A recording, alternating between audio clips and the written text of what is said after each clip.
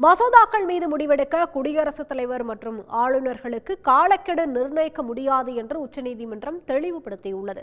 அதே நேரத்தில் ஆளுநர் உரிய காரணமின்றி மசோதாக்களை நிறுத்தி வைக்கும் அதிகாரம் ஆளுநருக்கு இல்லை என்றும் 5 நீதிபதிகள் அமர்வு திட்டவட்டமாக தெரிவித்துள்ளது.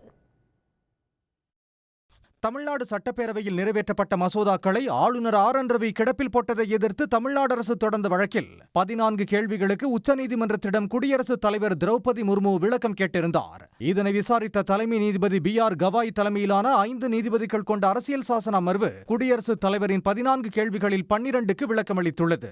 அரசியலமைப்பு சட்டப்பிரிவு 200 படி மசோதாக்கள் மீது முடிவெடுக்க ஆளுநருக்கு உள்ள வாய்ப்புகள் என்ன என்ற கேள்விக்கு மசோதாக்களுக்கு ஒப்புதல் அளிப்பது, குடியரசுத் தலைவருக்கு அனுப்புவது அல்லது மசோதாவை சட்டப்பேரவைக்கு திருப்பி அனுப்புவது ஆகிய 3 வாய்ப்புகள் மட்டுமே ஆளுநருக்கு இருப்பதாக நீதிபதிகள் தெரிவித்துள்ளனர். இதை கடந்து 4வதாக காலவரம்பின்றி மசோதாக்களை நிறுத்தி வைப்பதற்கான அதிகாரம் ஆளுநருக்கு கிடையாது என்றும், காரணம் சொல்லாமல் மசோதாக்களை நிறுத்தி வைப்பது கூட்டாட்சி தத்துவத்திற்கு எதிரானது என்றும் நீதிபதிகள் கூறியுள்ளனர்.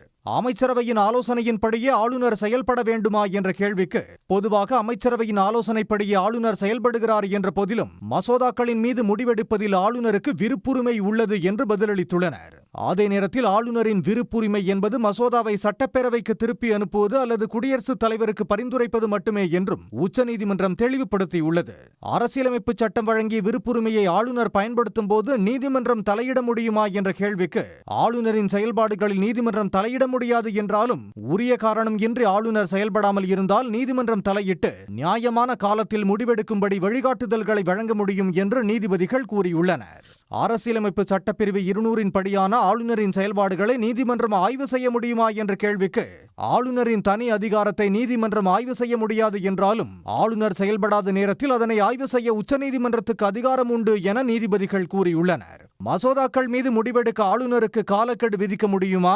குடியரசுத் தலைவர் தனது விருப்புரிமையை பயன்படுத்துவது சரியானதா? குடியரசுத் தலைவருக்கு காலக்கெடு நிர்ணயிக்க முடியுமா ஆகிய 3 கேள்விகளுக்கும் சேர்த்து பதிலளித்துள்ள நீதிபதிகள் மசோதாக்கள் முடிவெடுக்க ஆளுநர்கள் மற்றும் குடியரசுத் தலைவருக்கு காலக்கெடு நிர்ணயிக்க முடியாது என்று கூறியுள்ளனர்.